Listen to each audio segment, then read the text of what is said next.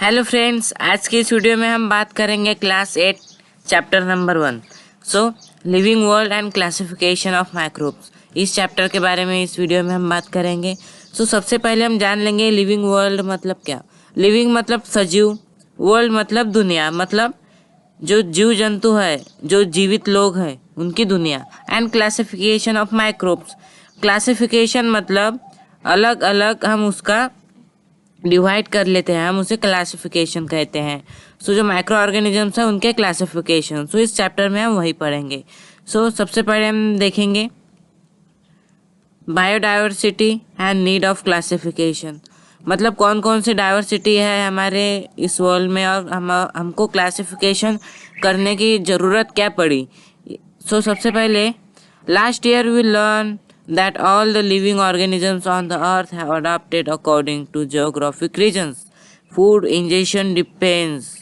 Friends, इसका मतलब पिछले साल में हमने ये देखा कि जो क्लासिफिकेशन है वो किसके ऊपर हुआ, फूड के ऊपर, डिफेंस के ऊपर, वो कैसे अडाप्ट हुए हैं, कौन से रीजन में रहते थे, उनके ऊपर क्लासिफिकेशन हुआ।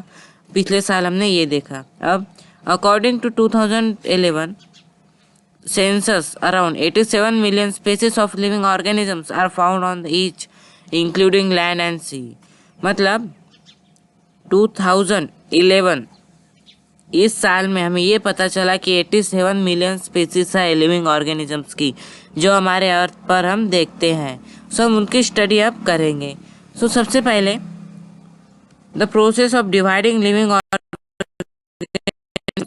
And sub group, it is called biological classification. मतलब एक ऐसी प्रोसेस जिसमें जो लिविंग ऑर्गेनिजम्स हैं उनको ग्रुप और सब ग्रुप में डिवाइड करते हैं, हम उन्हें बायोलॉजिकल क्लासिफिकेशन कहते हैं। फ्रेंड्स, अब नेक्स्ट पॉइंट की तरफ हम आते हैं। रॉबर्ट हार्डिंग विटकर, जो रॉबर्ट हार्डिंग विटकर थे, वो एक अमेरिकन इकोलॉजिस्ट थे और उन्होंने लिविंग ऑर्गेनिजम्स को 5 ग्रुप्स में डिवाइड किए थे। मतलब 5 किंगडम में रॉबर्ट विटकर ने लिविंग ऑर्गेनिजम्स को डिवाइड किया था। हम वही डायग्राम अब देखेंगे। लिविंग ऑर्गेनिजम्स उन्होंने 5 किंगडम में डिवाइड किए थे। जो लिविंग ऑर्गेनिजम्स है, सबसे पहले उनके 2 डिवाइड हुए। फर्स्ट है प्रोकार्योट्स, सेकंड है इकोरियोट्स। प्रोकार्योट मतलब और इकोरियोट मतलब, ये दोनों में छोटा सा डिफरेंस है, बस अगर आपको समझ गए तो आपको समझ जाएंगे ये दोनों टर्म्स। सबसे पहले हम बात करेंगे प्रोकार्योट्स की। प्रोकार्योट मतलब एक ऐसा सेल जिसमें जो न्यूक्लियस है उसके आसपास सेल मेम्ब्रेन नहीं होती है, हम उसे प्रोकार्योटिक सेल कहेंगे। और इकोरियोटिक सेल्स मतलब एक ऐसा सेल जिसके अंदर जो न्यूक्लियस है उसके आसपास सेल मेम्ब्रेन, न्यूक्लियर मेम्ब्रेन रहती है, हम उसे इकोरियोटिक सेल कहेंगे। सबसे पहले लिविंग ऑर्गेनिजम्स के ये दोनों में डिवाइड हुए। अब जो प्रोकार्योटिक है उसका भी यूनिसेलुलर में डिवाइड हुआ। यूनिसेलुलर मतलब कोई भी ऑर्गेनिज्म जिसमें सिर्फ एक सेल हो, हम उसे यूनिसेलुलर ऑर्गेनिजम्स कहेंगे। जैसे मोनेरा। जो मोनेरा है वो यूनिसेलुलर ऑर्गेनिजम्स में आता है, और जो यूनिसेलुलर है प्रोकार्योटिक यूनिसेलुलर ऑर्गेनिजम्स मतलब मोनेरा। अब सेकंड हम बात करेंगे इकोरियोटिक सेल के बारे में। जो इकोरियोटिक सेल है उसके भी 2 टाइप है, यूनिसेलुलर और मल्टीसेलुलर। यूनिसेलुलर में प्रोटिस्टा आता है, प्रोटिस्टा, और मल्टीसेलुलर में एनिमलिया, प्लांटी और फंगाई, ये सब मल्टीसेलुलर में आते हैं। जैसे एनिमलिया मतलब एनिमल्स, आप अलग अलग एनिमल्स को देखते हैं, जैसे ह्यूमन भी एक एनिमल है, लायन, एलिफेंट, ये सब एनिमल्स हैं। प्लांटी, जो प्लांटी है मतलब प्लांट्स, डिफरेंट टाइप्स के प्लांट, उसमें बहुत सारे करोड़ों लाखों सेल्स रहते हैं। अब हम बात करेंगे फंगाई की। जो फंगाई है वो भी एक यूनिसेलुलर है, आपको ग्रीन फंगाई इधर उधर कहीं दिखा होगा। फंगाई मतलब शायद ग्रीन नहीं है, दूसरे कलर में भी रहता है। अब फंगाई, प्लांटी और एनिमलिया की हम बात करेंगे। जो फंगाई है उसमें सेल वॉल प्रेजेंट होती है, प्लांटी में भी सेल वॉल प्रेजेंट होती है, बट एनिमल में सेल वॉल प्रेजेंट नहीं होती। और जो फंगाई है वो फोटोसिंथेसिस, ये जो प्रोसेस है इसको परफॉर्म नहीं करता, क्योंकि उसमें क्लोरोप्लास्ट, क्लोरोफिल नहीं होता है। और जो प्लांटी है वो फोटोसिंथेसिस जो प्रोसेस है वो मतलब चालू रखते हैं। जैसे प्लांट वो हर टाइम फोटोसिंथेसिस प्रोसेस करते हैं डे में। सो अब हमने लिविंग ऑर्गेनिजम्स को जो 5 किंगडम में डिवाइड किया था वो पढ़ लिया। अब हम सबसे पहले फर्स्ट किंगडम के बारे में पढ़ेंगे, मोनेरा। सो जो मोनेरा है बहुत इंटरेस्टिंग किंगडम है। जो मोनेरा है वो यूनिसेलुलर है और प्रोकैरियोटिक सेल है, इसलिए इसमें जो भी सेल आपको दिखेंगे, अगर आप उनके न्यूक्लियस को देखेंगे तो उनके आसपास आपको न्यूक्लियर मेम्ब्रेन प्रेजेंट नहीं दिखेगी। सो इसमें एक्टिविटी दी है, आपको जो कर्ड रहता है ना दही, उसका एक थेम 1 ड्रॉप आपको लेना है और कंपाउंड माइक्रोस्कोप या सादे माइक्रोस्कोप या इलेक्ट्रॉन माइक्रोस्कोप, कोई भी माइक्रोस्कोप में आप देख सकते हो। सो आपको उसमें रॉड लाइक स्ट्रक्चर दिखेंगे, हम उसे लैक्टोबैसिली कहेंगे। क्या कहेंगे? लैक्टोबैसिली। जो लैक्टोबैसिली है, अगर आपको पेपर में आया उसका स्ट्रक्चर क्या है, सो आप आराम से लिख देना। जो लैक्टोबैसिली है उसका स्ट्रक्चर रॉड लाइक शेप, ये माइक्रोब है, मतलब micro organism. So all types of bacteria and blue green algae are included in kingdom Monera. जितने भी ब्लू ग्रीन अलगी और डिफरेंट टाइप्स के जो बैक्टीरिया है वो सब किंगडम मोनेरा में आते हैं। अब आपको शायद पता चल गया कि हमको जो भी डे टू डे लाइफ में जो हम बैक्टीरिया के बारे में पढ़ते हैं या अलगीज के बारे में पढ़ते हैं, सो वो सब किंगडम मोनेरा में आते हैं। अब हम जो किंगडम मोनेरा है उनकी कैरेक्टरिस्टिक पढ़ेंगे। All the organisms are unicellular. हमने तो डायग्राम में ही देखा, जो किंगडम मोनेरा के जितने भी ऑर्गेनिजम्स थे वो प्रोकैरियोटिक थे और यूनिसेलुलर ऑर्गेनिजम्स थे। दे में भी ऑटोट्रॉफिक और हेटरोट्रॉफिक। जो किंगडम मोनेरा है वो एक तो ऑटोट्रॉफिक लिविंग ऑर्गेनिजम्स भी रह सकते हैं या हेटरोट्रॉफिक। अब ऑटोट्रॉफिक और हेटरोट्रॉफिक ये भी 2 टर्म्स आई है, सो इसमें भी बहुत बेसिक सा डिफरेंस है। ऑटोट्रॉफिक मतलब जो अपना खाना खुद बनाते हैं, मतलब जैसे प्लांट्स, वो खुद फोटोसिंथेसिस प्रोसेस करते हैं और खुद का खाना खुद खाते हैं और बनाते हैं, उसे हम ऑटोट्रॉफिक। अब हेटरोट्रॉफिक मतलब जैसे animals, living things, human, animals, ये सब हेटरोट्रॉफिक। मतलब दूसरों के पास का जो खाना है वो हम खाते हैं। जैसे हम फ्रूट्स खाते हैं, वो प्लांट का खाना है लेकिन हम खाते हैं। So these are prokaryotic cell without distinct nucleus और सेल ऑर्गेनल्स। ये इसमें थर्ड पॉइंट में वही दिया, प्रोकैरियोटिक सेल है। अब मैंने डायग्राम में ही आपको क्लियर कर दिया था। प्रोकैरियोटिक सेल मतलब ऐसा सेल जिसमें सेल ऑर्गेनल्स तो होते हैं लेकिन न्यूक्लियस के आसपास न्यूक्लियर मेम्ब्रेन प्रेजेंट नहीं होते, हम उसे प्रोकैरियोटिक सेल कहेंगे। और यूकैरियोटिक मतलब सेल न्यूक्लियस के आसपास न्यूक्लियर मेम्ब्रेन प्रेजेंट होती है, हम उसे यूकैरियोटिक सेल कहेंगे। सो फ्रेंड्स, अब हमारा किंगडम मोनेरा कंप्लीट हो गया। अब सेकंड किंगडम की तरफ बढ़ेंगे। हमारा सेकंड किंगडम है प्रोटिस्टा। ये भी बहुत इंटरेस्टिंग किंगडम है। सो इसमें भी एक एक्टिविटी दी है, आपको एक पॉन्ड जो है तालाब, उसमें का वाटर आपको लेना है और ग्लास साइड पे माइक्रोस्कोप में आपको देखना है। सो आपको इर्रेगुलर शेप्स दिखेंगी, वो सब अमीबा है।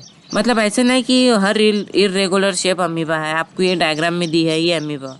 सो ऐसा नहीं कि हर ये जो शेप है वो सब अमीबा है, नहीं, ये अमीबा है जो पॉन्ड वाटर मतलब तालाब का जो पानी है उसमें आपको दिखता है। अब प्रोटिस्टा, अब यहाँ आपको एक टर्म दी है इर्रेगुलर शेप। अब आपको यहीं क्लियर हो गया होगा, इर्रेगुलर शेप इसका मतलब जिसका शेप रेगुलर नहीं होता, मतलब हम बता नहीं सकते कि इसका शेप ऐसी है। जैसे ह्यूमन बींग, इनका हमको शेप पता है, ऊपर ब्रेन, नीचे स्पाइनल कॉर्ड, उसके नीचे लेग्स, सो ऐसे हम शेप बता सकते हैं, लेकिन प्रोटिस्टा में हम ऐसे नहीं बता सकते। इर्रेगुलर शेप है, ऐसे नहीं कि स्क्वायर है, रेक्टेंगल है या circle, etc। So irregular shape. अब प्रोटिस्टा के कैरेक्टरिस्टिक्स हम देखते हैं। Protista are single cell organisms with well defined nucleus enclosed in nuclear membrane। हाँ फ्रेंड्स, ध्यान देना, यहाँ आपको दिया है सेल, सिंगल सेल ऑर्गेनिजम्स। तो हमने प्रोटिस्टा को देखा था, वो डायग्राम में यूकैरियोटिक सेल में, यूनिसेलुलर में हमें प्रोटिस्टा मिला था। सो इसमें भी वही दिया, जो प्रोटिस्टा यूनिसेलुलर है, सिंगल सेल मतलब यूनिसेलुलर ऑर्गेनिज्म, और जिसके न्यूक्लियस के आसपास न्यूक्लियर मेम्ब्रेन प्रेजेंट नहीं होती, हम उसे प्रोटिस्टा न्यूक्लियर मेम्ब्रेन जो प्रेजेंट होती है न्यूक्लियस के आसपास, इंक्लोज मतलब न्यूक्लियस जो है वो न्यूक्लियर मेम्ब्रेन के अंदर बंद है, इंक्लोज है, हम उसे प्रोटिस्टा कहेंगे या फिर यूकैरियोटिक सेल्स कहेंगे। सो यूकैरियोटिक सेल में ही प्रोटिस्टा आता है। दे हैव पेस्पोडिया और हेयर लाइक सीलिया और whip like flagella for locomotion. मतलब इनका शेप्स ये देखिए, ये जो है इसका हेयर लाइक ये स्ट्रक्चर है इसमें, सो वही दिया है।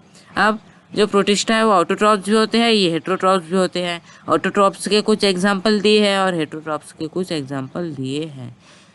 सो फ्रेंड्स, अब हमारा प्रोटिस्टा भी कंप्लीट हो गया। अब हम थर्ड किंगडम की तरफ बढ़ेंगे।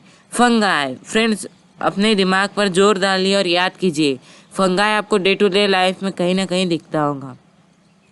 सो इसमें वही क्या है, जो ब्रेड है आप 2-3 दिन के लिए मॉइस्ट जगह पर आप ब्रेड रख लीजिए। सो उसमें आपको कुछ फंगाई जैसे, मतलब कॉटन थ्रेड जैसे आपको कुछ दिखेंगे, वो कुछ नहीं, हमारा फंगाई है। तो जो फंगाई है हमने पढ़ा था, इसके आसपास सेल मेम्ब्रेन तो प्रेजेंट होती है, लेकिन ये खुद का खाना खुद नहीं बनाता, मतलब इसके पास फोटोसिंथेसिस की पावर नहीं है। सो एक्टिविटी में यही दिया। अब हम इसकी कैरेक्टरिस्टिक्स पढ़ेंगे। सो इसमें भी बहुत सिंपल है फंगाई के characteristics. These are non green eukaryotic heterotrophic organism. जो फंगाई है वो नॉन ग्रीन है, इकोरियोटिक है और हेट्रोट्रॉफिक ऑर्गेनिजम्स।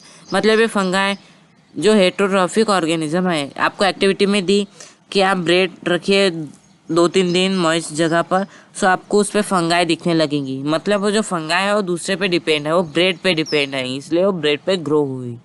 सो इकोरियोटिक सेल और नॉन ग्रीन, ये तो सिंपल वर्ड है। अगर ये फोटोसिंथेसिस नहीं कर रहा, इसलिए इसमें जो क्लोरोप्लास्ट है, क्लोरोफिल, वो प्रेजेंट नहीं है, इसलिए ये नॉन ग्रीन है। सो सिंपल फर्स्ट पॉइंट हो गया। अब ये सेकंड पॉइंट में बहुत सिंपल है। मोस्ट ऑफ देम आर सैप्रोट्रॉफ और they feed upon decay organisms. इसमें यही दिया, जो बहुत सारे जो फंगाई है वो सैप्रोफाइटिक है। सैप्रोफाइटिक मतलब जो डिके एनिमल है, डिके प्लांट है, उस पर डिपेंड रहते हैं।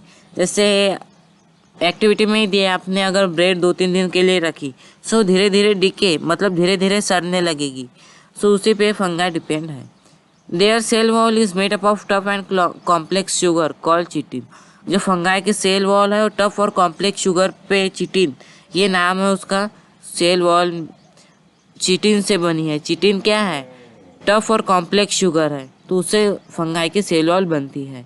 सम fungi are thread like and many nucleus are present in cytoplasm. मतलब कुछ फंगाई सेल लाइक स्ट्रक्चर होते हैं और बहुत सारे न्यूक्लियस उसमें प्रेजेंट रहते हैं साइटोप्लाज्म में।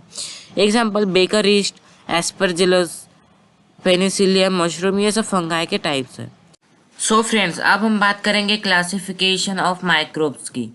जो हमने इसके पहले देखे थे क्लासिफिकेशन ऑफ लिविंग ऑर्गेनिजम्स, मतलब लिविंग ऑर्गेनिजम्स को हमने कैसे क्लासिफाई किया था, वो हमने इससे पहले देखा। लेकिन अब हम बात करेंगे classification of microbes.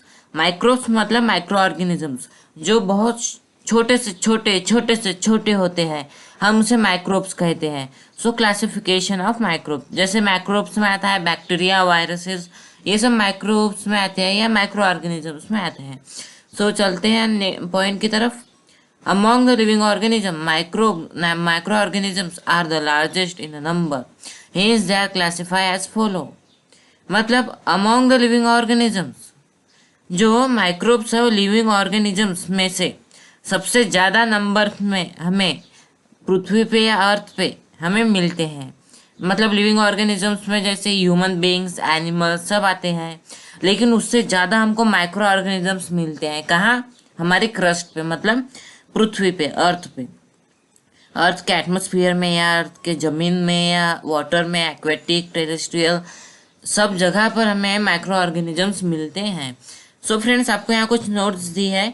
Which reference to size of microbes, remember which reference to size of microbes, मतलब ये कुछ साइज दिए हैं और इसी साइज में हमको माइक्रोब्स मिलते हैं।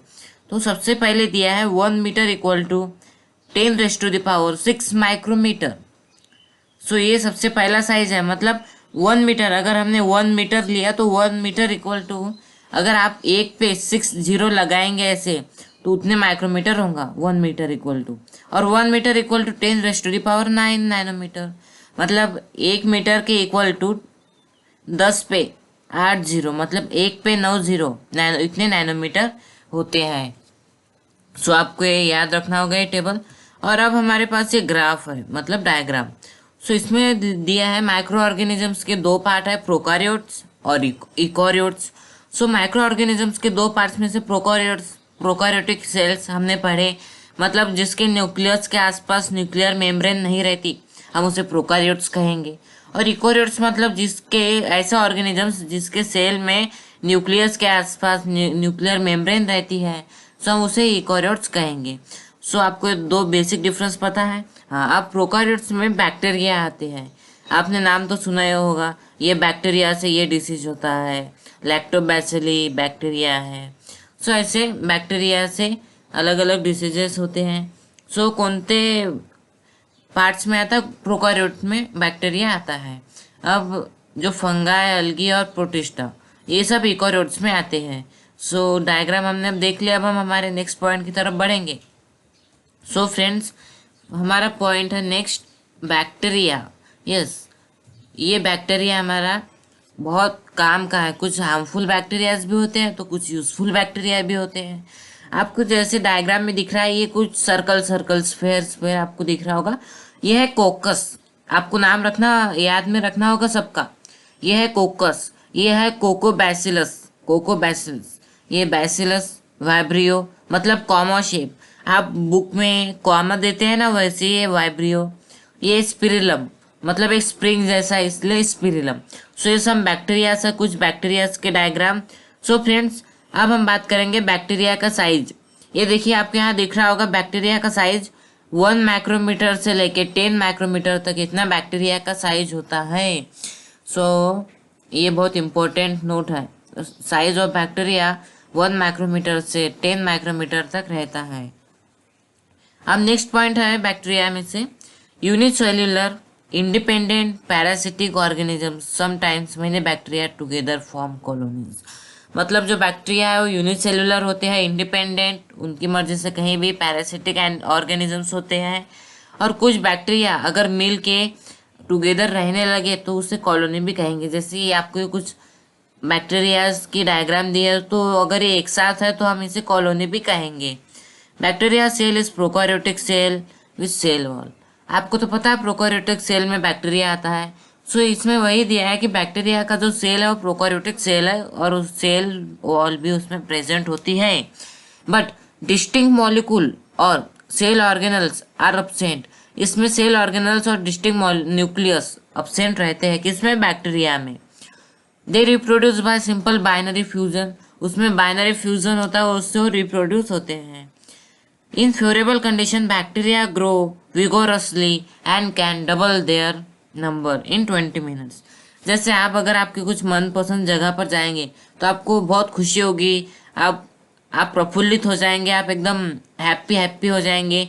तो वैसे जो बैक्टीरिया है, अगर उसकी फेवरेबल कंडीशन, मतलब उसको जो कंडीशन सूट करती है वैसे कंडीशन में अगर वो है तो 20 मिनट में वो अपना जो ग्रो है डबल कर लेगा, मतलब जितनी उसकी ग्रोथ है उससे डबल। सो अब हमारा नेक्स्ट पॉइंट है प्रोटोजोआ। ये भी एक माइक्रो ऑर्गेनिजम्स है। प्रोटोजोआ का साइज है 200 माइक्रोमीटर अप्रोक्सीमेट, मतलब 200 माइक्रोमीटर के आसपास है। 199 माइक्रोमीटर भी हो सकता है या 201 माइक्रोमीटर भी हो सकता है, लेकिन approximate 200 micrometer. Protozoa are found in soil, fresh water, sea water. Some are found in body of other organisms and are pathogenic। मतलब जो प्रोटोजोआ है वो कुछ सॉइल में मिलते हैं, कुछ प्रोटोजोआ फ्रेश वाटर में, तो कुछ सी वाटर में, ऐसे अलग अलग जगह पर वो मिलते हैं। सो ये आपको डायग्राम दी है, ये कुछ प्रोटोजोआज हैं। सेकंड पॉइंट है हमारा, this are unicellular organisms with eukaryotic cell. ये जो प्रोटोजोआ है ये यूनिसेल्युलर ऑर्गेनिजम्स है यूकैरियोटिक सेल के साथ। मतलब हमने पिछले जो ऊपर डायग्राम हमने देखी थी माइक्रो ऑर्गेनिजम्स की, उसमें हमने देखा अलगी, फंगा और प्रोटोजोआ हमारे पास यूकैरियोटिक सेल है, तो इसमें भी वही दिया। There is a great variation in cell structure, organs of locomotion and modes of nutrients among protozoa. मतलब बहुत वेरिएशन है, बहुत डिफरेंट टाइप्स के सेल स्ट्रक्चर है, ऑर्गन्स, डिफरेंट टाइप्स का ऑर्गन्स है, और वो अलग अलग न्यूट्रिएंट्स वो कंज्यूम करते हैं। This organisms reproduce by simple cell division. ये जो प्रोटोजोआ है ये सेल का डिवीजन कर लेते हैं और रिप्रोड्यूस हो जाता है। सो अब एग्जाम्पल है प्रोटोजोआ को, अमीबा, पैरामोसियम, ये कुछ प्रोटोजोआ के एग्जाम्पल्स है। Free living in dirty water, ये जो अमीबा और पैरामोसियम है ये डर्टी वाटर में रहते हैं। और एंटामीबा और हिस्टोलिटिका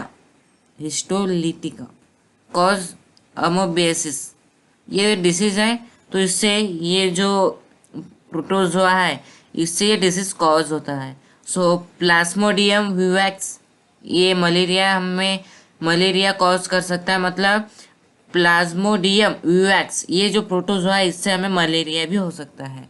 और यूग्लेना, ये ऑटोट्रॉफिक प्रोटोजोआ है। सो आपके पास ये है एंटेमीबा, इसमें दिया है, और ये आपके पास पैरामोसियम। सो जो पैरामोसियम है ये डर्टी वाटर में रहता है और एंटामोबिया से आपको डिसीज होता है। सो अब हमने प्रोटोजोआ पढ़ लिया। अब हमारा नेक्स्ट पॉइंट है फंगाई। फ्रेंड्स आप याद कीजिए, आपने फंगाई कहीं देखी है क्या? फंगाई का साइज है अप्रोक्सीमेटली 10 माइक्रोमीटर से लेके 100 माइक्रोमीटर। ये आपको फंगाई का साइज दिया है। These are found on decaying organic matter and dead bodies. ये जो फंगाई है ये आपको कहीं भी डिकेइंग ऑर्गेनिक मैटर, मतलब जो ऑर्गेनिक मैटर उसकी डेथ हो गई है, सो डिके हो रहा है धीरे धीरे, तो उस पर आपको फंगाई मिलेगी, या फिर dead bodies of plant and animal पे आपको फंगाई मिलेगी। फंगा या इकोरोटिक ऑर्गेनिजम्स, हमने डायग्राम में देखा जो फंगा है वो इकोरोटिक ऑर्गेनिजम्स है, और some are unicellular and other are visible with naked eyes. कुछ फंगाई यूनिसेलुलर है और कुछ फंगाई हमें नेक आइज से दिखते हैं। नेक आइज मतलब हमारे खुली आंखों से। Saprotrophic absorb their food from decaying organic matter. So जो सैप्रोफाइटिक फंगाई है वो जो डिकेइंग ऑर्गेनिक मैटर है उससे फूड कंज्यूम करता है। सो फंगाई बहुत टाइप्स की होती है। They reproduce sexually and asexually by cell division और बाय बडिंग। ये फंगाई जो है वो सेक्सुअली और असेक्सुअली रिप्रोड्यूस होती है। एग्जाम्पल बेकरिस्ट, कैंडिडा और मशरूम। सो अब हमारा नेक्स्ट पॉइंट है अलगी। जो अलगी है इसका साइज अप्रोक्सीमेट 10 माइक्रोमीटर से 100 माइक्रोमीटर। फंगाई का साइज और अलगी का साइज एक ही होता है। दे आर एक्वेटिक, अलगी हमेशा एक्वेटिक रहती है, मतलब वो हमेशा वाटर में ही हमें मिलेंगी। सो एक्वेटिक यूनिसेल्युलर एटोट्रॉफिक ऑर्गेनिजम्स। ये जो अलगी है ये यूकोरोटिक है, यूनिसेल्युलर है और ऑटोट्रॉफिक ऑर्गेनिज्म है। Photosynthesis is carry out with the help of chloroplast present in cell. जो अलगी है उसके अंदर क्लोरोप्लास्ट प्रेजेंट होता है, इसलिए फोटोसिंथेसिस इसमें प्रेजेंट होता है, मतलब फोटोसिंथेसिस से कैरी करता है अलगी। एग्जाम्पल क्लोरेला, क्लैमोडमस, ये कुछ एग्जाम्पल्स है अलगी के। Very few species of algae are unicellular, some of them are multicellular and visible with naked eyes. जो फंगाई है उसमें से बहुत सी अलगी यूनिसेल्युलर है और बहुत सी मल्टीसेल्युलर अलगी भी है जो हमें नेक आइज से दिखती है। सो अब हम नेक्स्ट पॉइंट की तरफ आते हैं, वायरस। वायरस ये बहुत स्मॉल होता है साइज में, आपको यहाँ दिख रहा होगा। Size of virus approximate 10 nanometer से लेके 100 नैनोमीटर तक। जो वायरस का साइज है वो अप्रोक्सीमेट 10 नैनोमीटर से लेके 100 नैनोमीटर तक, इतना वायरस का साइज होता है approximate. Generally viruses are not consider as living organisms और they are said to be organisms that at edge of living and non living. They are study under microbiology. जो microbiology ये एक branch है, इसमें आप सिर्फ वायरस की study करोगे। सो जो वायरस है वो लिविंग ऑर्गेनिजम्स भी हम उसे नहीं कह सकते और नॉन लिविंग ऑर्गेनिजम्स भी हम उसे नहीं कह सकते, क्योंकि वो edge of living and non living, मतलब ना नॉन लिविंग में आता है ना लिविंग में आता है, ये बीच में आता है viruses. So viruses are extremely minute, 100 times smaller than bacteria and can be seen only with electron microscope। जो वायरसेस है वो 10 to 100 times स्मॉलर रहते हैं बैक्टीरिया से। बैक्टीरिया का साइज 1 माइक्रोमीटर से लेके 10 माइक्रोमीटर तक है, तो उससे भी 100 टाइम्स स्मॉल मतलब वायरसेस। ये सिर्फ इलेक्ट्रॉन माइक्रोस्कोप या इलेक्ट्रॉन माइक्रोस्कोप बहुत छोटे छोटे चीज़, बहुत छोटे छोटे एटम्स को भी इलेक्ट्रॉन माइक्रोस्कोप में हम देख सकते हैं। सो वायरस को देखने के लिए हमें ना कंपाउंड माइक्रोस्कोप चाहिए ना सादी माइक्रोस्कोप, हमें सिर्फ इलेक्ट्रॉन माइक्रोस्कोप में ही वायरस दिखेंगे। सो अब नेक्स्ट पॉइंट है, they are found in form of independent particle. Virus भी इंडिपेंडेंट पार्टिकल है। Virus is long molecule of DNA. Friends ये देखिए, डीएनए का लॉन्ग फॉर्म है डीऑक्सीरिबो न्यूक्लिक एसिड, ये डीएनए का लॉन्ग फॉर्म है। आरएनए राइबो न्यूक्लिक एसिड, ये आरएनए का लॉन्ग फॉर्म है। So viruses survive only in living plants or animal cell and produce their own protein with help of host cell and create their numerous replica। जो virus है वो only living plants, मतलब जो virus है जैसे अभी कोविड-19, ये सिर्फ लिविंग प्लांट्स या लिविंग एनिमल्स पे ही सर्वाइव करता है और वो अपने नंबर ऑफ रिप्लिकास मतलब बहुत सारे अपने क्लोन्स बना लेता है। Then they destroy the host cell and become free, और वो पूरे सेल को डिस्ट्रॉय कर देते हैं बॉडी में से। This free viruses again infect new cell, और जो फ्री वायरस होते हैं इधर उधर वो फिर न्यू सेल्स को फिर अफेक्ट करते हैं। Viruses cause many disease to plants and animal. जो वायरसेस है वो प्लांट्स और एनिमल को बहुत सारे डिसीजेस हमें कॉज कर सकते हैं, मतलब